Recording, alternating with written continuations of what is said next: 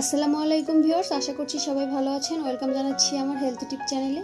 আজকে আমি আপনাদের সাথে আলোচনা করব গরমে শিশুর পুষ্টিকর খাবার সম্পর্কে।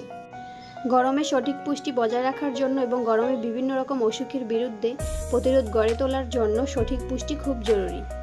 রুটিন মেনে চলা। গরমের এই সময় সঠিক পুষ্টি ও ক্যালোরির চাহিদা বজায় রাখার লক্ষ্যে সঠিক সময় মেনে খেতে হবে। সকাল 8টা থেকে 9টার মধ্যে সকালের নাস্তা খেতে হবে। দুপুর 1টা থেকে 1:30টার মধ্যে দুপুরের খাবার খেতে হবে। সন্ধ্যা 7টা থেকে 7:30টার মধ্যে রাতের খাবারের রুটিন রাখা ভালো। এরপর মধ্য সকাল, বিকাল ও শোয়ার আগে শিশুকে হালকা খাবার, বিশেষ করে তরল খাবার দিতে হবে। সহজে হজমযোগ্য খাবার। শিশুরা প্রচুর ছোটাছুটি ও দৌড়দৌড়ি করে, ফলে অতিরিক্ত শারীরিক শ্রমের পর যে কোনো ভারী খাবার শিশুদের হজমে ব্যাঘাত ঘটায়, এমনকি বমি বমি ভাবের সৃষ্টি করে। তাই অতিরিক্ত তেলের খাবার, ভাজা পোড়া খাবার শিশুদের দেওয়া উচিত নয়। গ্রীষ্মে শিশুদের চিপস, বাদাম, পাঁপড়, চানাচুর, চিকেন ফ্রাই ইত্যাদি না খাওয়ানোর পরামর্শ দেওয়া হয়। বরং নরম সুস্বাদু ঘরে তৈরি খাবার যা সহজে হজম হয় সেগুলো শিশুকে দিতে হবে, যেমন পুডিং, সিদ্ধ নুডলস, নরম ভাত, মাছ, মুরগির মাংস, নরম সুজি, ঘরে তৈরি ফলের জুস খাওয়াতে পারলে ভালো। দুধের বিকল্প খাবার। দুধ শিশুদের জন্য অত্যাবশ্যকীয় একটি খাবার, যা ক্যালসিয়াম ও প্রোটিনের বড় একটি উৎস। কিন্তু গরমের সময় শিশুকে জোর করে দুধ খাওয়ালে অনেক শিশুর ক্ষেত্রেই তা হজমে ব্যাঘাত ঘটাতে পারে। এতে শিশু অস্বস্তি বোধ করতে পারে। তাই গরমের সময় দুধ খাওয়ার ক্ষেত্রে জোর না করে ঘরে তৈরি লাচ্ছি, মাঠা, মিল্কশেক ইত্যাদি দেওয়া যেতে পারে। তাজা খাবার।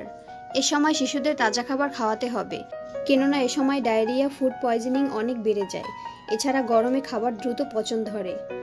তাই শিশুকে সতেজ খাবার খাওয়ানোর চেষ্টা করুন, যেমন শিশুদের স্কুলের টিফিনে ফল ও সবজির কোনো প্রিপারেশন করা যেতে পারে, কেননা সবজি ও ফল দ্রুত ব্যাকটেরিয়া তৈরি করে।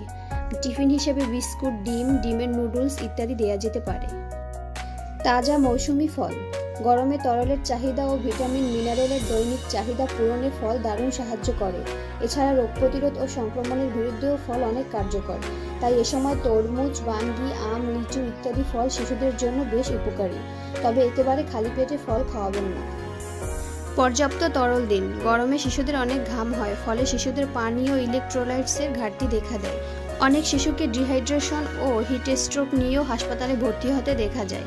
তাই শিশু পানি ও তরল খাবার কতটুকু খেলো সে বিষয়টি ভালোভাবে পর্যবেক্ষণ করুন। স্কুলে পানি কতটুকু দেওয়া হলো আর কতটুকু পানি শিশু খেলো তাও লক্ষ্য করুন। স্কুল ছুটির পর ডাবের পানি, লেবুর পানি, কাঁচা আমের জুস খেতে দেওয়া ভালো।